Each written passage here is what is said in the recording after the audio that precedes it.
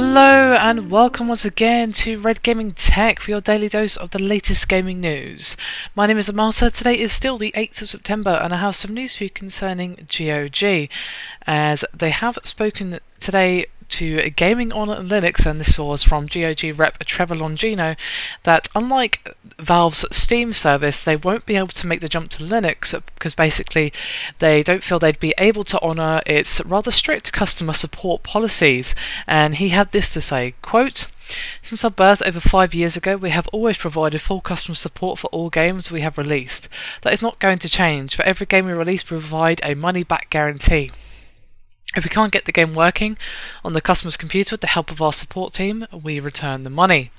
And he went on to explain further that this becomes somewhat of a logistical nightmare when considering the regular updates and the differences between versions of the Linux operating system. And he said, quote, "The architecture of Linux, with many common distros, each of them updating fairly often, makes it incredibly challenging for any digital distribution company to be able to properly test the game in question and then provide support for the release, all of which our users are accustomed to.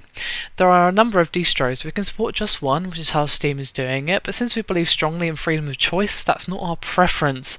And he also explains that unlike other distributors, there's plenty of digital distribution platforms out there these days, GOG does hold itself to the responsibility of ensuring all of its games are compatible with every platform that they support.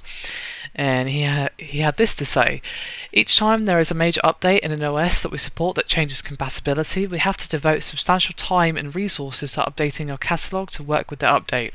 Imagine if we had 400 games from our 600 plus game catalogue supported on Linux, and we found that a third of them no longer worked in a distro that we supported. Imagine the time and effort that would go into rebuilding 130 games." Now, obviously, the Steam client for Linux and Ubuntu have actually been released in February, and of course they brought out over 50 games on the launch of the Linux Steam client, which is rather awesome to say the least. Now obviously the main thing to remember when comparing Steam and GOG is that Steam is a fairly small service in comparison to Valve and Steam, of course, and until fairly recently they obviously only did old games, which is why they used to stand for Good Old Games, and it was pretty much the only place to legally get hold of some of the classics we all remember from our childhood. Now obviously recently that's changed and they've been doing modern games as well, all of them DRM free, so obviously it's a bit of a different service to Steam and doesn't quite have the might of Valve that Steam has. Obviously they do their best to support the games on their platform, etc, etc, but obviously they do not have the same resources that Valve and Steam do, of course.